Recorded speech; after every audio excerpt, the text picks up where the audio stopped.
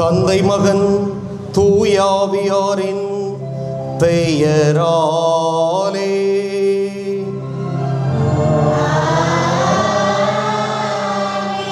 நம் ஆண்டவராகிய இயேசு கிறிஸ்துவின் அருளும் கடவுளின் அன்பும் தூய ஆவியாரின் நட்புறவும் உங்கள் அனைவரோடும் இருப்பதாக.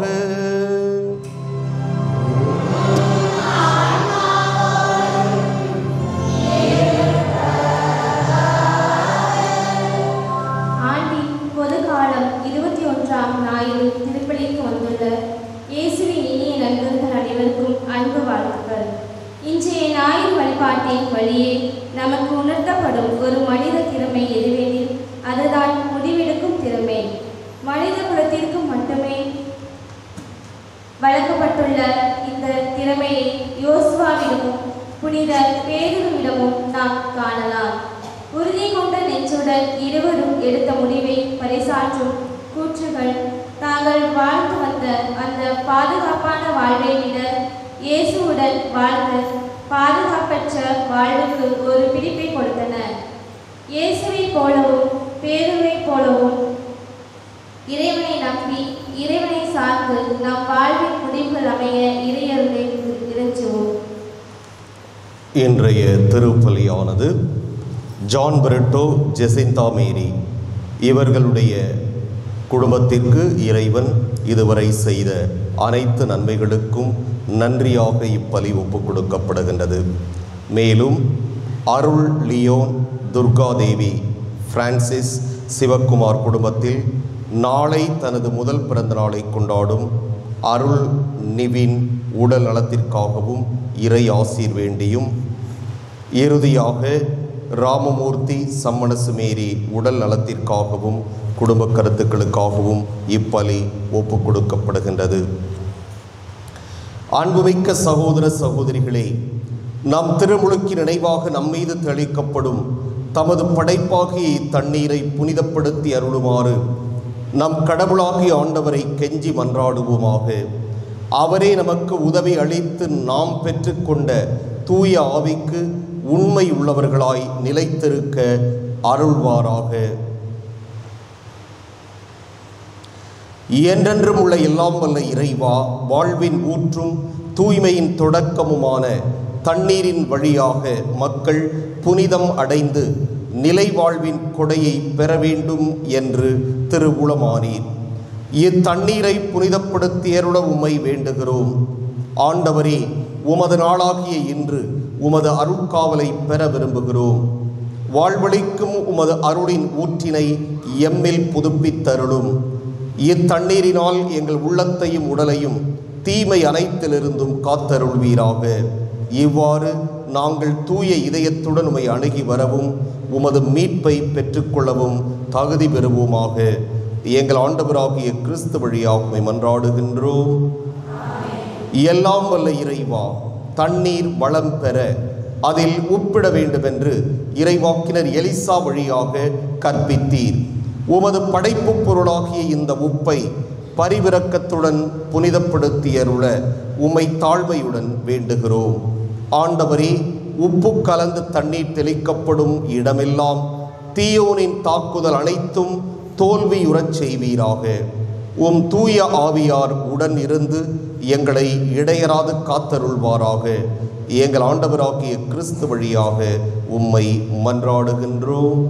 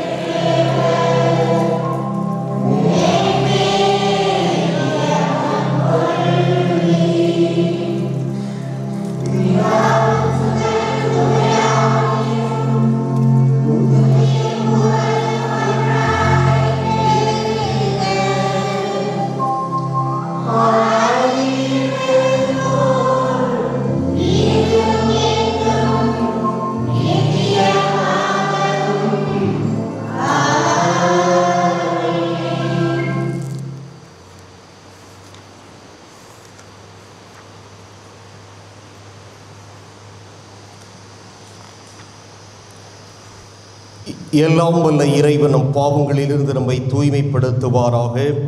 இந்த நற்கருணை கொண்டாட்டத்தின் வழியாக அவர் தம்முடைய ஆட்சியின் விருந்தில் பங்கு கொள்ள நம்மை தகுதி பெறச் செய்வாராக.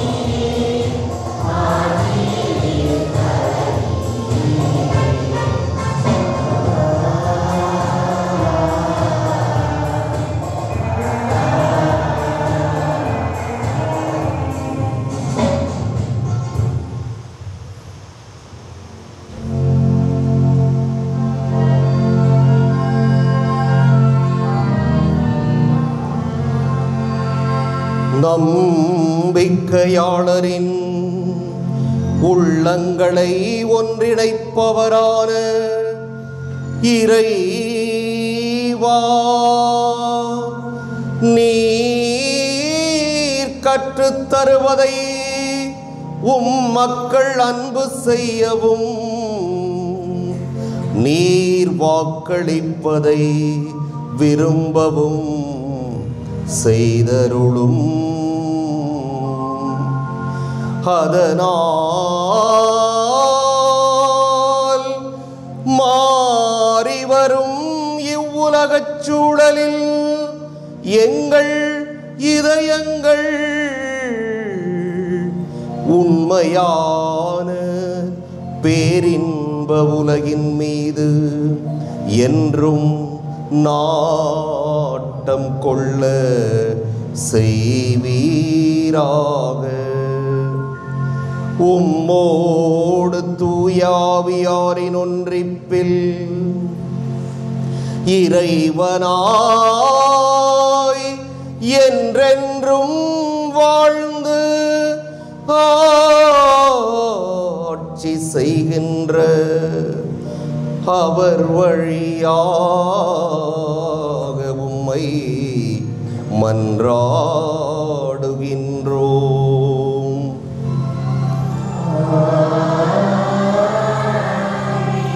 இஸ்ரேல் மக்கள் உண்மையான கடவுளுக்கு ஊழியம்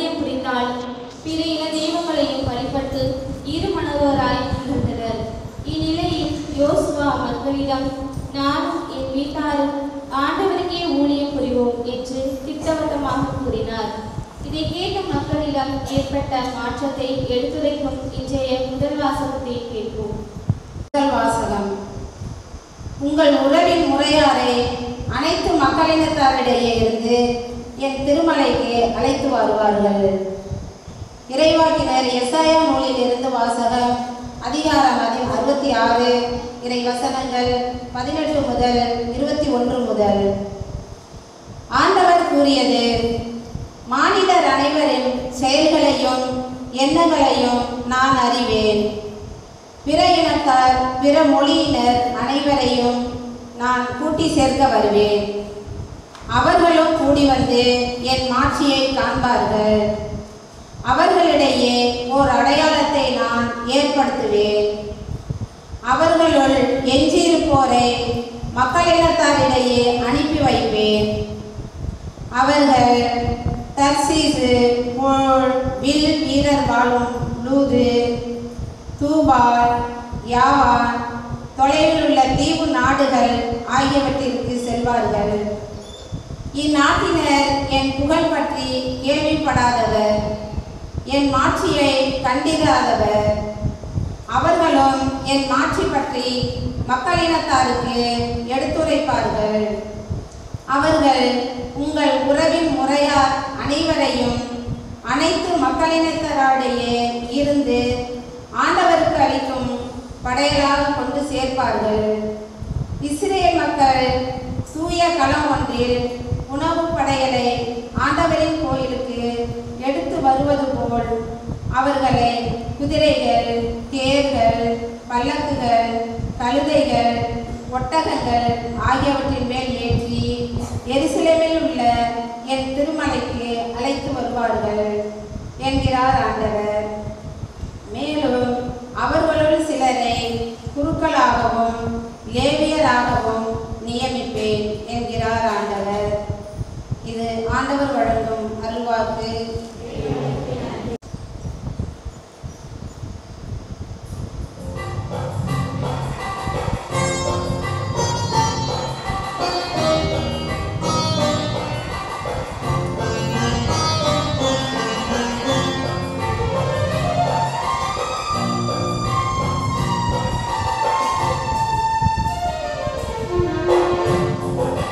உலகெங்கும் சென்று படைப்பிக்கலாம்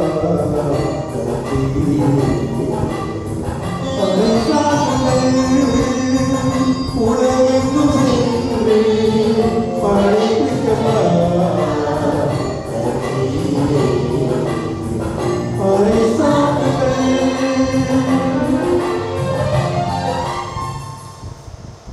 இறைகத்தாரே, நீங்கள் அனைவரும் ஆண்டவரை போற்றுங்கள்.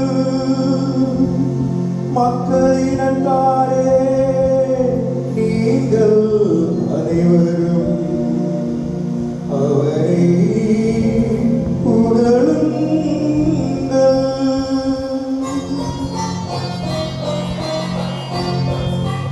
உலகெங்கும் சென்று உலகெங்கும் சென்று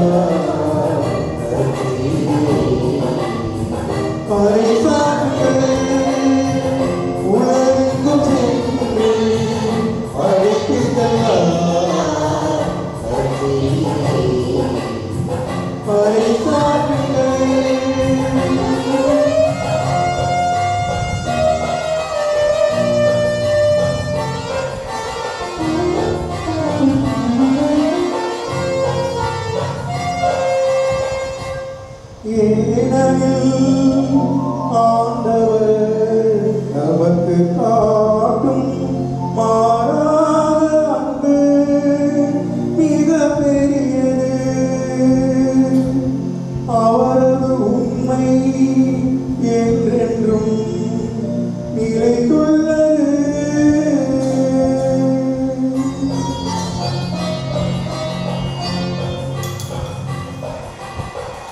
உலகெங்கும் சென்று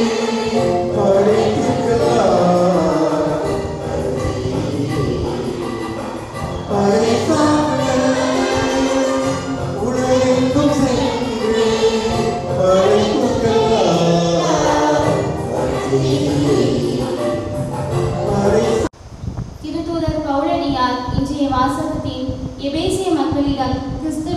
திரு அவையையும் கணவன் மனைவியுடன் ஒப்பிட்டு எவ்வாறு நாம் அன்பு செய்ய வேண்டும் என கற்றுக் கொடுக்கின்றார். இயேசு கிறிஸ்துவும் திரு அவையும் போல இனிதே வாழ்ந்திட கணவன் மனைவியாருக்கு அவர் விடுக்கும் அழைப்பை கவனமுடன் கேட்போம். தாம் யாரிடம் அன்பு கொண்டிருக்கிறாரோ அவர்களை கண்டிக்கிறார். இரண்டாம் வாசகம். எபிரேயருக்கு எழுதப்பட்ட திருமுகத்திலிருந்து வாசகம். அதிகாரம் 12 இறை வார்த்தைகள் 5 முதல் 7 மேலும் 11 முதல் 13 வரை. சகோதர சகோதரிகளே, தம் பிள்ளைகளிடம் பேசுவது போல் இறைவன் உங்களுக்கு தந்த பின்வரும் அறிவுரையை நீங்கள் மறந்துவிட்டீர்கள். பிள்ளாய், ஆண்டவர் உன்னை கண்டித்து திருத்துவதை வேண்டாம் என தள்ளிவிடாதே. அவர் கண்டிக்கும் போது தளர்ந்து போகாதே. தந்தை தாம் ஏற்றுக்கொண்ட மக்களை கண்டிக்கிறார். ஆண்டவர் தாம் யாரிடம் அன்பு கொண்டிருக்கிறாரோ அவர்களை கண்டிக்கிறார். திருத்தப்படுவதற்காக துன்பங்களை தாங்கிக் கொள்ளுங்கள். கடவுள் உங்களை தம் பிள்ளைகளாக நடத்துகிறார். தந்தை தண்டித்து திருத்தாத பிள்ளை உண்டோ? இவ்வாறு திருத்தப்படுவது இப்போது மகிழ்ச்சிக்குரியதாயிராமல் துயரத்துக்கு உரியதாகவே தோன்றும். ஆனால் பின்னர் இவ்வாறு பயிற்சி பெற்றவர்கள் அமைதியையும் நேர்மையான வாழ்வையும் பயனாக பெறுவர். எனவே தளர்ந்து போன கைகளை திடப்படுத்துங்கள். தள்ளாடும் முழங்கால்களை உறுதிப்படுத்துங்கள். நீங்கள் நேர்மையான பாதையில் நடந்து செல்லுங்கள். அப்போதுதான் ஊனமாய் போன கால் மூட்டு பிசகாமல் குணமடையும். இது ஆண்டவர் வழங்கும் அருள்வாக்கு.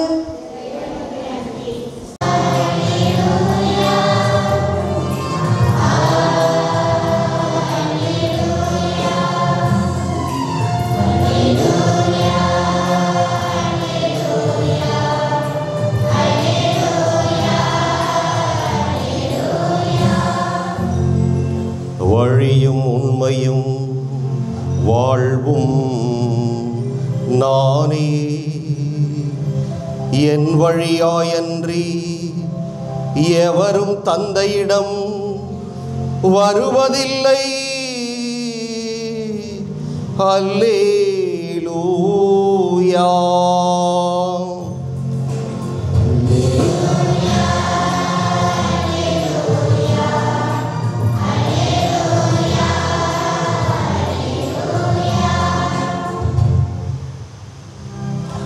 ஆண்டவர் உங்களோடு இருப்பாராக.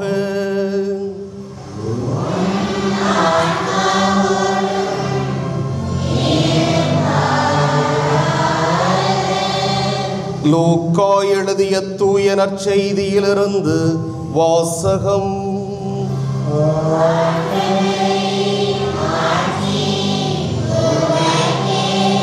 அதிகாரம் 13 இறைவாக்குகள் 22 தொடக்கம் 30 இறுதியாக. அக்காலத்தில் இயேசு நகர்கள் ஊர்கள் தோறும் கற்பித்துக் கொண்டே எருசலேம் நோக்கி பயணம் செய்தார். அப்பொழுது ஒருவர் அவரிடம், ஆண்டவரே, மீட்பு பெறுவோர் சிலர் மட்டும்தானா என்று கேட்டார். அதற்கு அவர் அவர்களிடம் கூறியது, இடுக்கமான வாயில் வழியாக நுழைய வருந்தி முயலுங்கள். ஏனெனில் பலர் உள்ளே செல்ல முயன்றும் இயலாமற் போகும். வீட்டு உரிமையாளரே எழுந்து கதவை திறந்துவிடும் என்று கேட்பீர்கள். அவரோ, நீங்கள் எங்கிருந்து வந்தவர்கள் என எனக்கு தெரியாது என பதில் கூறுவார். அப்பொழுது நீங்கள், நாங்கள் உம்மோடு உணவு உண்டோம், குடித்தோம், நீர் எங்கள் வீதிகளில் கற்பித்தீரே என்று சொல்வீர்கள். ஆனாலும் அவர், நீங்கள் எவ்விடத்தாரோ எனக்கு தெரியாது. தீங்கு செய்வோரே அனைவரும் என்னை விட்டு அகன்று போங்கள் என உங்களிடம் சொல்வார். ஆபிரகாமும் ஈசாக்கும் யாக்கோபும் இறைவாக்கினர் யாவரும் இறையாட்சிக்கு உட்பட்டிருப்பதையும் நீங்கள் புறம்பே தள்ளப்பட்டிருப்பதையும் பார்க்கும்போது அழுது அங்கலாய்ப்பீர்கள். இறையாட்சியின் போது கிழக்கிலும் மேற்கிலும் வடக்கிலும் தெற்கிலும் இருந்து மக்கள் வந்து பந்தியில் அமர்வார்கள். ஆம், கடைசியானோர் முதன்மையாவர், முதன்மையானோர் கடைசியாவர். ஆண்டவரின் அருள்வாக்கு.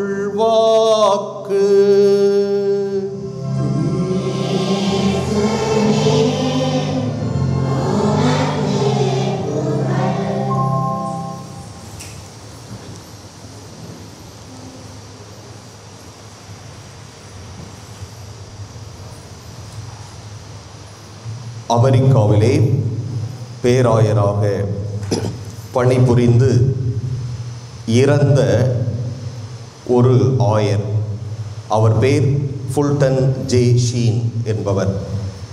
இவருக்கு புனிதர் பட்டம் கொடுப்பதற்கான ஏற்பாடுகள் நடந்து கொண்டிருக்கின்றன. ஒரு மிகச்சிறந்த மறையுரையாளர். யூடியூப்பில் இவருடைய மறையுரையை நான் அடிக்கடி கேட்பது உண்டு. அவர் ஆங்கிலத்தில் தான் மறையுரை ஆற்றுவார். அந்த மறையுரையை கேட்பதற்கு ஆயிரக்கணக்கான மக்கள் அங்கே திரண்டிருப்பார்கள்.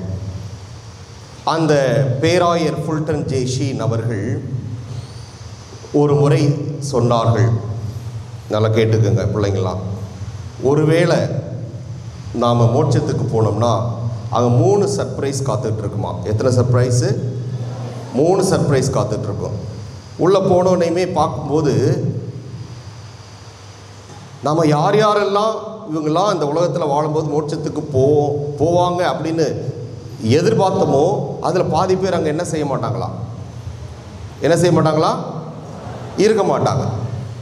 நம்ம இந்த உலகத்தில் வாழ்கிறோம், ரொம்ப பக்தியாக இருக்காங்கப்பா, எப்போ பார்த்தாலும் ஜெபமாலை, எப்போ பார்த்தாலும் ஜெபம், அதனால் நிச்சயமாக இவன் மோட்சத்துக்கு தான் போவான், இவங்க மோட்சத்துக்கு தான் போவான்னு நினச்சிக்கிட்டு இருக்க பாதி பேர் கூட அங்கே மோட்சத்துக்கு போயிருக்க மாட்டாங்களாம். இரண்டாவது சர்ப்ரைஸ் என்ன சர்ப்ரைஸ்னால், இவெல்லாம் மோட்சத்துக்கு போகவே மாட்டான், இவெல்லாம் மோட்சத்துக்கு போகவே மாட்டான்னு நாம் யார் யாரெல்லாம் நினச்சிக்கிட்டு இருந்தோமோ அவங்களில் பாதி பேர் எங்கே இருப்பாங்களாம்? எங்கே இருப்பாங்களாம்? மோட்சத்தில் இருப்பாங்களாம். மூணாவது சர்ப்ரைஸ் என்னவா இருக்கும்? என்னவா இருக்கும் மூணாவது சர்ப்ரைஸ்? மோட்சத்துக்கு போனோடனே நம்மெல்லாம் மோட்சத்துக்கு வந்திருக்கோமா, நம்மளாலே நம்ப முடியலைன்னு நமக்கே ஆச்சரியமாக இருக்குமா. இதுதான் என்ன சர்ப்ரைஸு? மூணாவது சர்ப்ரைஸ். இந்த 3 சர்ப்ரைஸும் மோட்சத்துக்கு போனால் நீங்கள் பார்க்கலாம் அப்படின்னு பேராயர் ஃபுல்டன் ஜே ஷீன் சொல்லுவார். ஆக இன்றைய நற்செய்தியில் பார்க்குறோம், நம்ம ஆண்டவர் இயேசு கிறிஸ்து என்ன செய்கிறாரு? எருசலேம் நோக்கி பயணம் செய்கிறார். இதை நற்செய்தியினுடைய அந்த முதல் வாக்கியமே போகும். இயேசு நகர்கள் ஊர்கள் தோறும் கற்பித்து கொண்டே எருசலேம் நோக்கி பயணம் செய்கிறார். எதற்காக எருசலேம் நோக்கி பயணம் செய்கிறார்? யாராவது கரெக்டாக சொல்லுங்க பார்க்கலாம். எதற்காக எருசலேம் நோக்கி பயணம் செய்கிறார்? இங்கே கரெக்டாக சொல்லிட்டாங்க. ஊர்கள் நகர்கள் எல்லாம் சுற்றி முடிச்சாச்சு, எல்லாம் நற்செய்தி பணியாற்றியாச்சு, நோயாளர்களை குணமாக்கியாச்சு, எவ்வளவோ புதுமைகளை செய்தாச்சு, மக்களுக்கு நன்மைகள் செய்தாகிவிட்டது. எல்லாம் முடிச்சதுக்கப்புறம் அவர் எருசலேம் எதுக்கு போவார்? குர்த்தி ஞாயிறனை பார்ப்போம். எதுக்கு போகிறார் எருசலேமுக்கு? சொல்லுங்கள் சத்தமா, தப்பாக இருந்தாலும் பரவாயில்ல. என்னது? பாடுகள் படுவதற்காகவும் இறப்பதற்காகவும், பாடுகள் பட்டு தன்னுடைய உயிரை கொடுப்பதற்காக போயிட்டுருக்கிற அந்த நேரத்தில் ஒருவர் அவர்கிட்ட கேட்குறாரு, ஆண்டவரே மீட்பு பெறுவோர் சிலர் மட்டும்தானா? மீட்பு பெறுவோர் சிலர். மீட்புன்னா என்னது? அவற்றை போகிறது தான் மீட்பு. அதுதான் நமக்கு மீட்பு, நிலையான மீட்பு. விண்ணகத்தில் அவருடைய அருகில் அமர்ந்திருப்பது, அவருடைய அருகிலே இருப்பது, இதுதான் மீட்பு. அதனால் ஒரு சிலர் மட்டும்தான் மீட்பு பெறுவார்களா என்று கேட்கும்போது ரொம்ப ஒரு சிறிய விளக்கத்தோடு அதற்குரிய பதிலை சொல்கிறாரு. யார் யாரெல்லாம் போக முடியும் அப்படின்னு பார்த்தா, இடுக்கமான வாயில் வழியாக நுழைபவரே என்ன செய்ய முடியும்? ஆமாம், இடுக்கமான வாயில்னா என்ன? இந்த கதவு, கோயில் கதவெல்லாம் இனிமே பாதியாக உடைச்சிட்டு ஒரு ஆள் இப்படி சாஞ்சு வர்ற மாதிரி வைக்கிறது, அப்படி தானே? அப்புறம் இடுக்கமான வாயில்னா என்னது? வாழ்க்கையில் துன்பம் இல்லாமல் நீங்கள் மீட்பை பெற முடியாது. இடுக்கமான வாயில் ரொம்ப கஷ்டப்பட்டு நுழைஞ்சு போகணும். போகும்போது இடிக்கும், தலையில் அடிபடும், கையில் அடிபடும், கஷ்டப்படணும். அதெல்லாம் கடந்து போனாதான் நாம் மீட்பை பெற முடியும் என்று சொல்லுகிறார். அதனால் துன்பம் இல்லாமல் என்ன இல்லை? என்ன இல்லை? ஆமாம். அதனால் அது துன்பப்படாமல் மீட்பை பெறணும்னா உலகத்தில் எத்தனையோ கோடீஸ்வரர்கள் இருக்கிறாங்க. அவங்களாம் ஈஸியாக போயிடுவாங்கப்பா காசை கொடுத்து. இப்போ எலான் மஸ்க் இருக்கிறாரு, மைக்ரோசாஃப்ட் நிறுவன தலைவர் இருக்கிறாரு, அமேசான் நிறுவன தலைவர் இருக்கிறாரு, இந்தியாவில் எத்தனையோ கோடீஸ்வரர்கள் இருக்கிறார்கள். அவங்கெல்லாம் ஈஸியாக பணத்தை கொடுத்து மீட்பை பெற்றுக்கொள்ள முடியும். ஆனால் இறைவன் தருகின்ற மீட்பு இப்படிப்பட்டவங்களுக்கெல்லாம் கிடையாது. இடுக்கமான வாயில் வழியாக நுழைபவர்களுக்கே மீட்பு என்று சொல்லுகிறார். அப்படின்னா என்ன? ஆண்டவர் நாம் தவறு செய்கின்ற பொழுது, பாவம் செய்கின்ற பொழுது நம்மை கண்டித்து திருத்துறார். இதை ஒரு வருத்தமாக, வேதனையாக நாம் எடுத்துக்கொள்ளக்கூடாதுன்னு நான் சொல்லலை. இன்றைக்கி வாசிக்கப்பட்ட வாசகங்களை கவனிச்சிருந்தீங்க அப்படின்னா உங்களுக்கு இது ஆண்டவருடைய வார்த்தை. இது குறிப்பாக யாருக்குன்னா குழந்தைகளுக்காக, படிக்கிற பிள்ளைங்களுக்காக மட்டும் இல்லை. இது கணவன்மார்களுக்கும் இது பொருந்தும், மனைவிமார்களுக்கும் இது பொருந்தும். யார் தவறு செய்தாலும் உரிமை உள்ளவர்கள், அக்கறை உள்ளவர்கள். யாரு? உரிமை உள்ளவர்கள், அக்கறை உள்ளவர்கள், அன்பு உள்ளவர்கள் நம்மை கண்டித்து திருத்துகின்ற பொழுது அதை ஒரு சுமையாக எடுத்துக்கொள்ளாமல், எப்படி எடுத்துக்கொள்ளக்கூடாது? அதை ஒரு சுமையாக எடுத்துக்கொள்ளாமல், அந்த கண்டித்து நம்மை திருத்துவதை இறைவனே இவர்கள் வழியாக நம்மை நல்லவர்களாக உருவாக்குகிறார் என்ற ஒரு திறந்த மனப்பான்மையோடு ஏற்றுக்கொள்ளுகின்றவர்களுக்கு நிச்சயமாக இந்த இடுக்கமான வாயிலை எளிதாக கடந்துவிட முடியும். அவர்களுக்கு மீட்பு உண்டு என்று சொல்லுகிறார். ஆனால் இன்றைய சமுதாயத்திலே இது நடைமுறைக்கு சாத்தியமா என்றால் மனசு வச்சா சாத்தியம், இல்லை என்றால் இல்லை. இந்த காலத்தில் பிள்ளைங்கள்லாம் கண்டிக்கப்படுவதை விரும்புவது கிடையாது, அப்படி தானே? உங்களை மட்டும் குறை சொல்லி புண்ணியம் கிடையாது. இன்றைக்கு சமூக ஊடகங்களிலும் அப்படித்தான் செய்திகள் பரப்பப்படுகின்றன. பிள்ளைங்கள அவங்க இஷ்டத்துக்கு என்னது, நீங்கள் ஆசைப்படுறது என்ன? உங்கள் இஷ்டத்துக்கு உங்களை விட்டுறணும், அப்படி தானே? உங்களை கண்டிக்க கூடாது, உங்கள் இஷ்டத்துக்கு விட்டுறணும், உங்களை கண்டிக்கவே கூடாது. இதுதானே உங்களுக்கு பிடிக்கும், அப்படி தானே? இப்படி விட்டோம்னா வாழ்க்கை நாசமாக போயிடும். நம்மளை யாரும் கண்டிக்கக்கூடாது, புருஷன் நம்மளை கண்டிக்கக்கூடாது, பொண்டாட்டி நம்மளை கண்டிக்கக்கூடாது, பெற்றோர்கள் பிள்ளைகளை கண்டிக்கக்கூடாது அப்படின்னு யாராவது நினச்சா அதனுடைய முடிவு அது நாசமாக போய் தான் முடியும். இதை நான் சொல்லல, ஆண்டவரே சொல்கிறார். நம்மை கண்டித்து திருத்துவதற்கென்று ஒரு சிலர் வேண்டும். ஏன்னா மனிதனுடைய சிந்தனை என்பது சில சமயங்களிலே தான் தோன்றித்தனமாக வாழ நம்மை அது அழைக்கும், ரொம்ப ஈஸியாக நம்மளை அழைக்கும். இப்போல்லாம் ஸ்கூல் படிக்கிற வயசுல சரக்கு அடிக்கிறானுங்க பசங்க. சரி, பசங்க தான் சரக்கு அடிக்கிறாங்க, பார்த்தா காலேஜ் படிக்கிற பொம்பளை பிள்ளைங்களும் சரக்கு அடிக்குதுங்க போய் இந்த பசங்களோட சேர்ந்துக்கிட்டு. இதை கூப்பிட்டு பெற்றோர்கள் திட்டினா அவங்களுக்கு அது பிடிக்காது. எங்கள் இஷ்டத்துக்கு எங்களை பிடிச்ச மாதிரி வாழ விடுங்க, எங்களுக்கு பிடிச்ச மாதிரி எங்களை வாழ விடுங்க என்று என்னவோ உரிமைக்காக குரல் கொடுப்பதை போன்று இவர்கள் கேட்கிறார்கள். இதுதான் நாசமான வாழ்க்கைக்கான முதற்படி. அதுபோல இப்படி தான் தோன்றித்தனமாக வாழ்பவர்கள் வாழ்க்கையில் எதையுமே சாதிக்க முடியாது, எதிலுமே வெற்றி கொள்ள முடியாது, ஒரு உயர்ந்த நிலைக்கு உன்னத நிலைக்கு போகவே முடியாது, உயர்ந்த நிலைக்கு உன்னத நிலைக்கு போகவே முடியாது. அதனால் இந்த மீட்பை பெற்றுக்கொள்ள வேண்டும், விண்ணக வாழ்வை பரிசாக பெற்றுக்கொள்ள வேண்டும் என்றால் இவையெல்லாம் நம்முடைய வாழ்க்கையிலே நாம் கடந்துதான் வர வேண்டும்.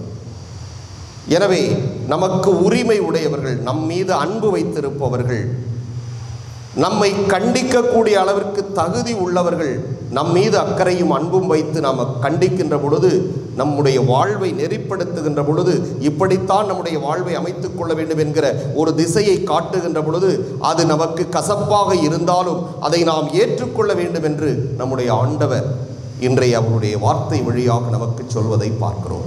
இது நம்முடைய குடும்பங்களுக்குள் ஒன்று.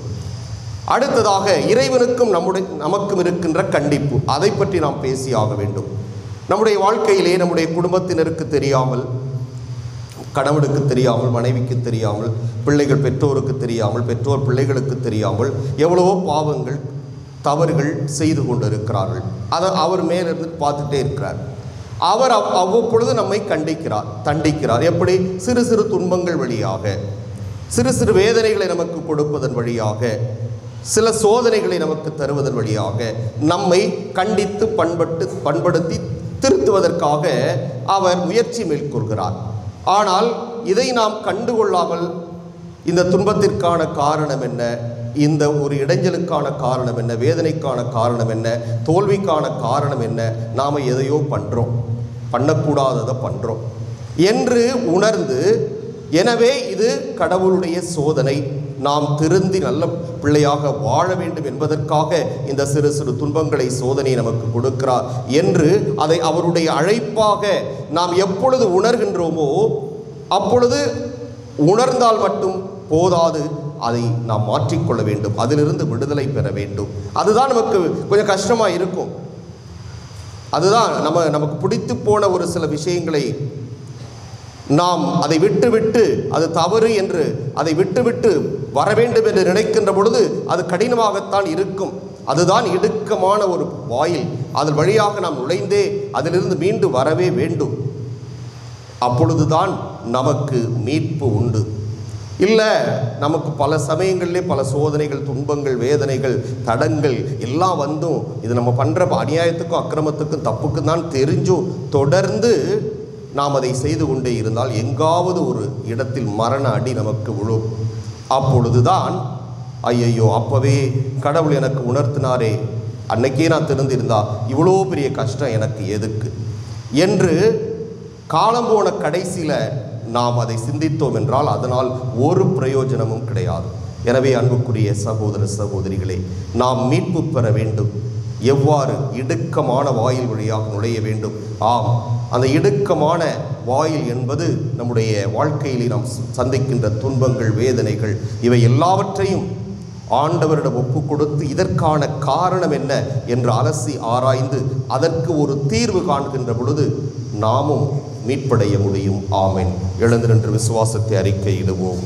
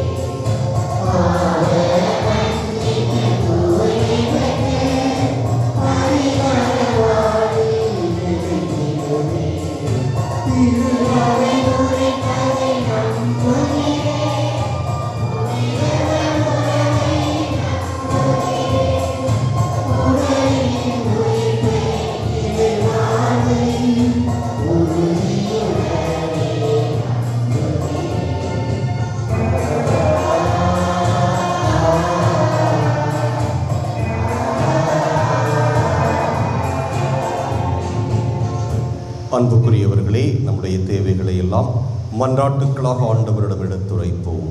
அன்பின் இறைவா, என் திரு அவையில் உள்ள அனைவரும் முழு மனதுடனும் உறுதியுடனும் ஒருவரை ஒருவர் அன்பு செய்யவும், அவர்கள் எடுக்கும் முடிவுகளை திறம்பட செய்து இறை இயேசுவின் அன்பு சீடர்களாக சான்று பகரும் வாழ்க்கை வாழவும் தேவையான அரும்பலங்களை பொழிய வேண்டும் என உம்மை மன்றாடுகின்றோம். அன்பின் இறைவா, மனித குலத்திற்கு மட்டுமே வழங்கப்பட்டுள்ள முடிவெடுக்கும் இந்த திறமையை எமக்கு நினைவுறுத்திய யோசுவாவை போலவும் பேதுருவை போலவும் எங்கள் குடும்பங்களில் உள்ள அனைவரும் ஒருமித்த கருத்தோடு முடிவெடுத்து அதனை வெற்றிகரமாக செயலாக்க வேண்டிய ஞானத்தையும் நம்பிக்கையும் தர வேண்டும் என உம்மை மன்றாடுகின்றோம். அன்பின் இறைவா, வாழ்வின் முக்கிய முடிவுகளை எதிர்நோக்கி இருக்கும் இளைஞர்களை இப்போது உன் திருப்பாதத்திற்கு கொண்டு வந்துள்ளோம். யோசுவாவை போலவும் பேதுருவை போலவும் உம்மை நம்பி உம்மை சார்ந்திருந்து தங்கள் வாழ்வின் முடிவுகள் அவர்களின் நிலைவாழ்விற்கு வழிவகுத்திட வேண்டும் என உம்மை மன்றாடுகின்றோம். அன்பின் இறைவா, இச்சமுதாயத்தால் புறக்கணிக்கப்பட்டு தனிமையில் வாழும் முதியோர்கள், மாற்றுத்திறனாளிகள், பிள்ளைகளால் விரட்டப்பட்ட பெற்றோர்கள் நல்ல உடல் நலனையும் உள்ள அமைதியையும் பாதுகாப்பையும் அன்பையும் பெற்று மகிழ்ச்சியுடன் தங்கள் இறுதி நாள்கள் வரை வாழ உம்மை மன்றாடுகின்றோம். நம்முடைய தனிப்பட்ட தேவைகளை அமைதியாக ஆண்டவரிடம் எடுத்துரைப்போம்.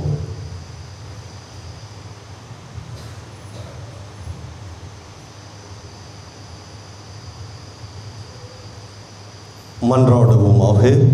எங்கள் புகலிடம் பலவுமாக இறைவா, எங்களிடம் இறை உணர்வை தூண்டி எழுப்புகிறவன் நீரே. உம்முடைய மக்களின் உருக்கமான இந்த மன்றாட்டுக்களை ஏற்று நிறைவு செய்ய வேண்டும் என்று எங்கள் ஆண்டவர் கிறிஸ்து வழியாக உம்மை மன்றாடுகின்றோம்.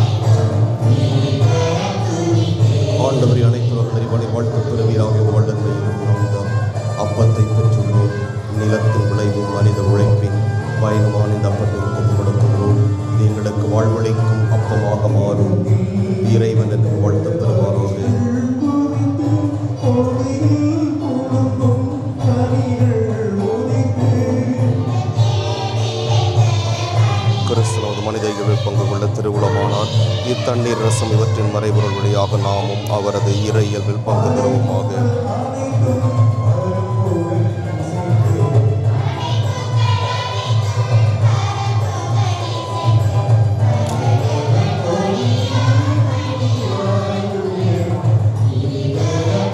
ஆண்டவரை அனைத்துலக நிறைவாடை வாழ்த்துப் பெறுவீராக. இயல்பது வல்லமையிலிருந்து நாம் ரசத்தை பெற்றுள்ளோம்.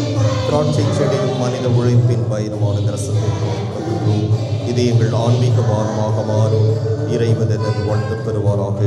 ஆண்டவரே, தாழ்மையான மனமும் நொறுங்கிய உள்ளமும் கொண்ட எங்களை ஏற்றருளும். ஆண்டவரே இறைவா, நாங்கள் இன்று முதல் திருமுறப்பு கொடுக்கும் இப்பலி உமக்கு உகந்ததாவதாக. ஆண்டவரின் குற்றம் நீங்க கழுவுடன் பாவத்தில் தூய்மைப்படுத்தியறலும்.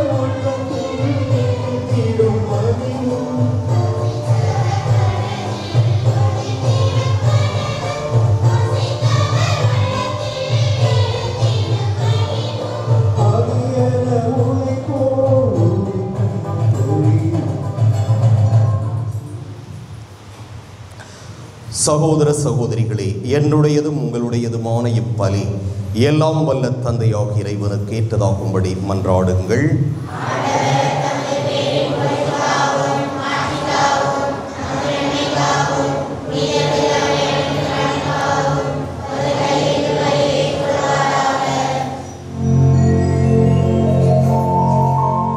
ஆண்டவரே,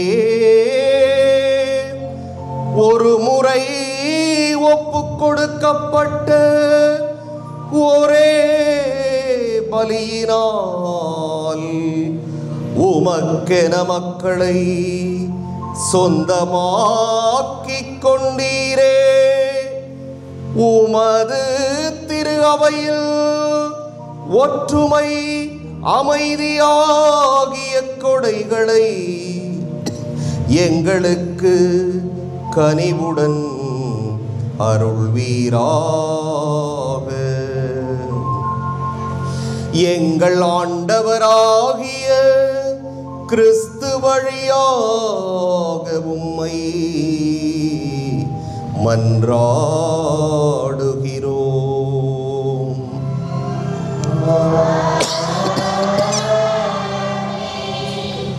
ஆண்டவர் உங்களோடு இருப்பாராக.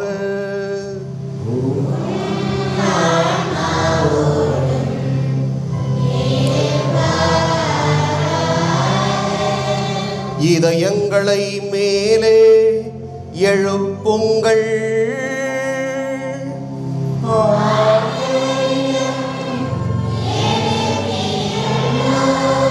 நம் இறைவனாகிய ஆண்டவருக்கு நன்றி கூறுவோம்.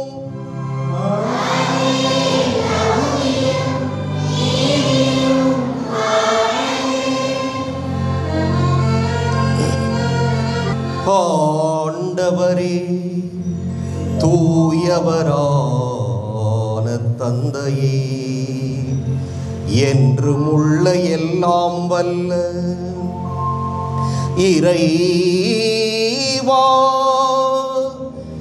எந்நாளும் எவ்விடத்திலும் நாங்கள் உமக்கு நன்றி செலுத்துவது மெய்யாகவே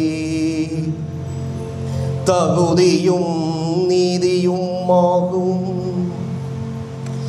எங்கள் கடமையும் மீட்புக்கு உரிய செயலுமாகும். அழிவுக்கு உரிய மனிதருக்கு உமது இறை இயல்பின் ஆதரவை அளிக்கின்றீர். மேலும் மனிதரின் சாகும் தன்மையை பிணி போக்கும் மருந்தாக பயன்படுத்தி நாங்கள் எவ்வாறு அழிவுற்றோமோ அவ்வாறே எங்கள் ஆண்டவராகிய கிறிஸ்து வழியாக எங்களுக்கு மீட்பருளுகின்றீர். இவை அனைத்தாலும் அளவற்ற மாட்சி உமக்கே உரியது என்பதை உணர்கின்றோம்.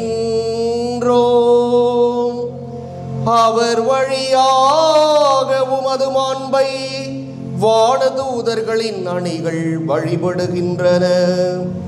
உமது திருமுன் எக்காலத்தும் மகிழ்கின்றன. அவர்களோடு எங்கள் குரலையும் சேர்த்து கொள்ளுமாறு நாங்கள் உம்மை தாழ்மையுடன் இறைஞ்சி புகழ்ந்து ஒன்றாக அக்களித்து பாடுவதாவது: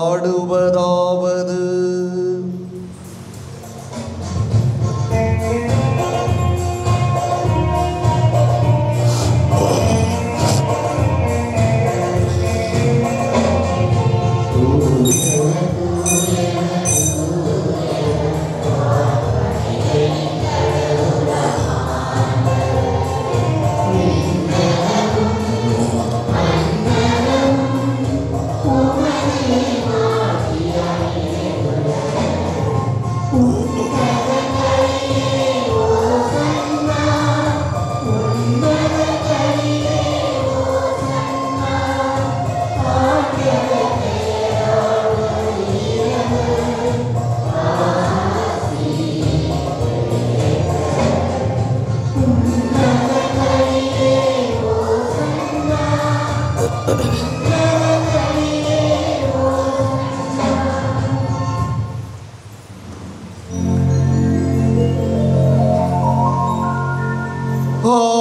ஆண்டவரே, நீர் மெய்யாகவே தூயவர், தூய்மை அனைத்துக்கும் ஊற்று. ஆகவே உம்முடைய ஆவியை பொழிந்து இக்காணிக்கைகளை தூய்மைப்படுத்த உம்மை வேண்டுகிறோம். இவ்வாறு எங்கள் ஆண்டவர் இயேசு கிறிஸ்துவின் உடலும் இரத்தமுமாக எங்களுக்கு இவை மாறுவனவாக.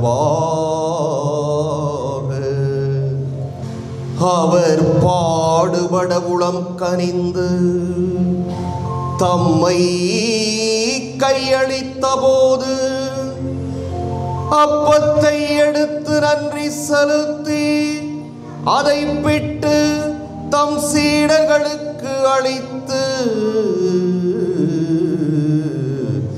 கூறியதாவது: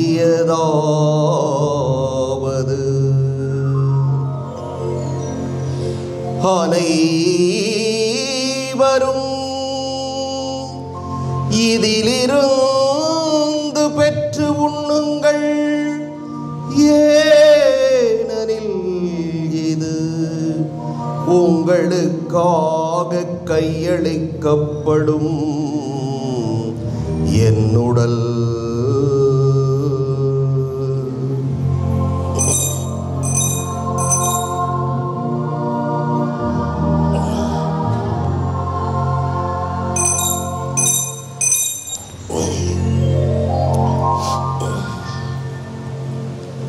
அவ்வண்ணமே இரவு விருந்தை அருந்திய பின் கிண்ணத்தையும் எடுத்து மீண்டும் உமக்கு நன்றி கூறி தம் சீடர்களுக்கு அளித்து அவர் கூறியதாவது: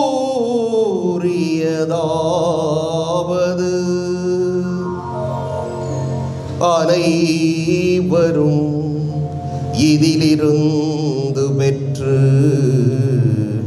பருகுங்கள், ஏனெனில் இது புதிய நிலையான உடன்படிக்கைக்கு உரிய என் இரத்தத்தின் கிண்ணம். இது பாவ மன்னிப்புக்கென்று உங்களுக்காகவும் பலருக்காகவும் சிந்தப்படும். இதை என் நினைவாக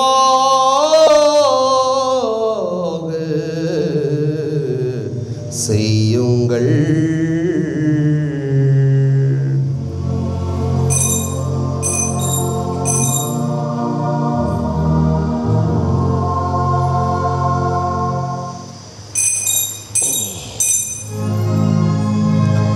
நம்பிக்கையின் மறைபொருள்.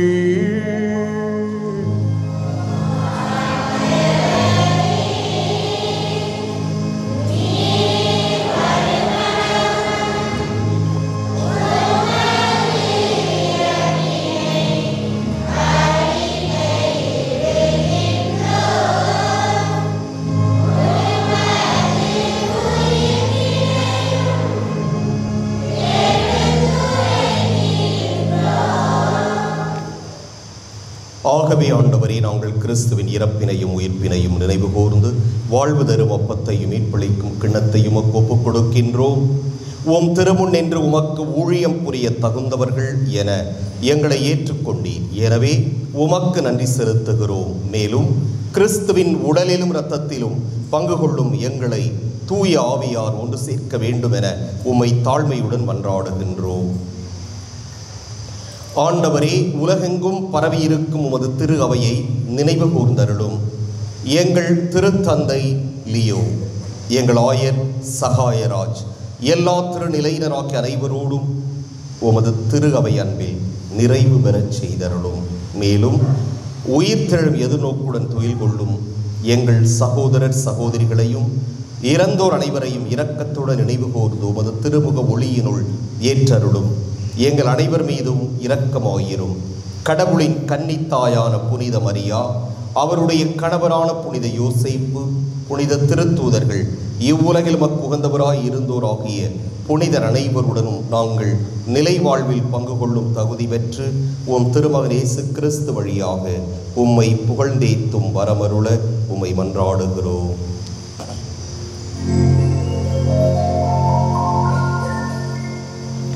இவர் வழியாக இவரோடு இவரில் எல்லாம்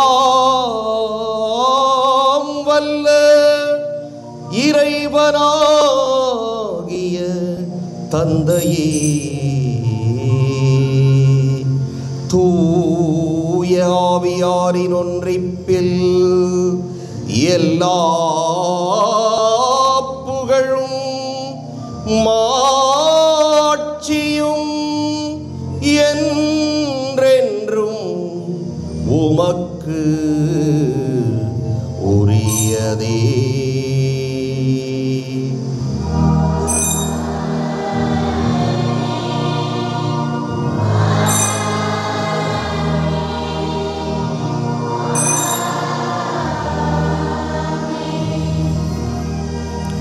மீட்பரின் கட்டளையால் கற்பிக்கப்பட்டு இறைபடைப்பினையால் பயிற்சி பெற்ற நாம் துணிந்து பாடுவோம்.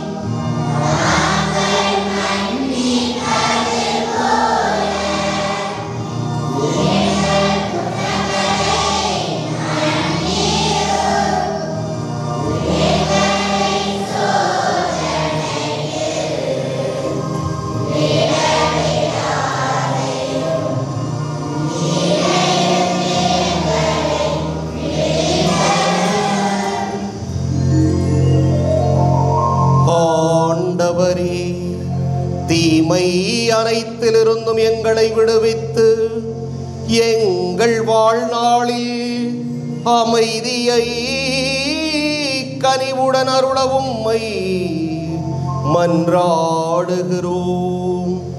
உமது இரக்கத்தின் உதவியால் நாங்கள் பாவத்திலிருந்து எப்போதும் விடுதலை பெற்று யாதொரு கலக்கமுமின்றி நலமாயிருப்போமாக. நாங்கள் எதிர்நோக்கியிருக்கும் பேரின்பத்துக்காகவும் மீட்பராகிய இயேசு கிறிஸ்துவின் வருகைக்காகவும் காத்திருக்கின்றோம்.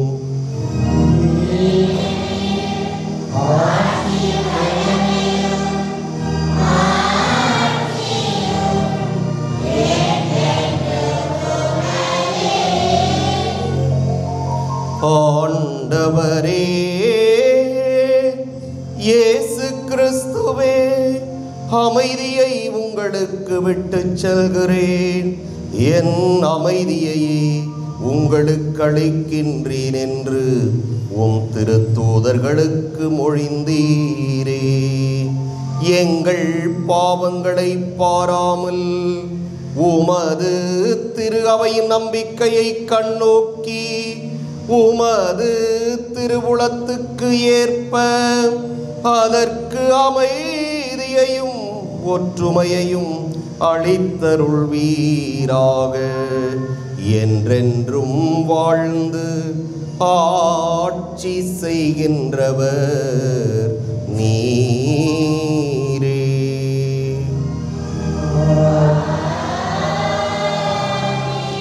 ஆண்டவருடைய அமைதி உங்களோடு என்றும் இருப்பதாக.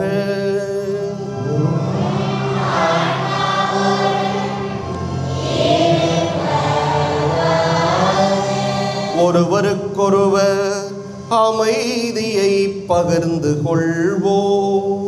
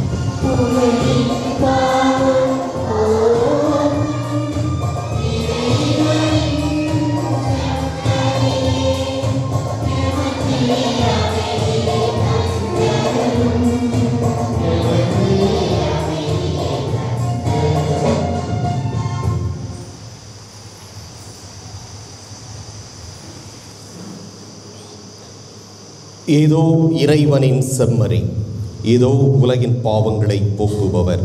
செம்மறியின் விருந்துக்கு அழைப்பு பெற்றோர் பேறு பெற்றோர்.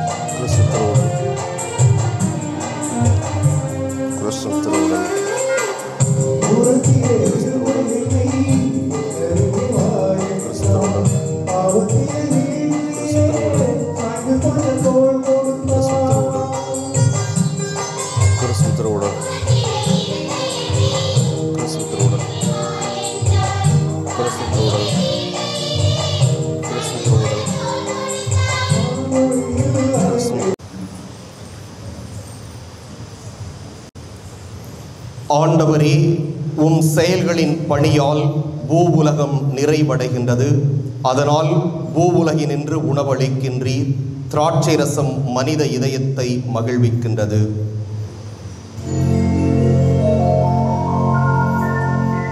ஆண்டவரே, உமது இரக்கத்தின் விருந்து எங்களுக்கு முழுமையான நலம் தரும் மருந்தாய் செயல்பட உம்மை வேண்டுகிறோம். அதனால் நாங்கள் உமது இரக்கத்தில் முழுமையாக நிலை பெற்றிருந்து அனைத்திலும் உமக்கு உகந்தவர்களாக இருக்க தகுதி பெறுவோமாக. எங்கள் ஆண்டவராகிய கிறிஸ்து வழியாக உம்மை மன்றாடுகிறோம்.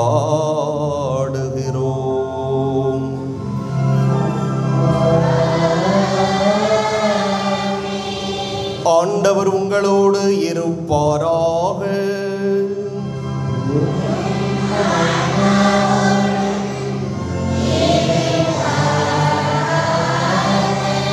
எல்லாம் வல்ல இறைவன் தந்தை, மகன், தூய ஆவியார் உங்களுக்கு ஆசி வழங்குவாராக.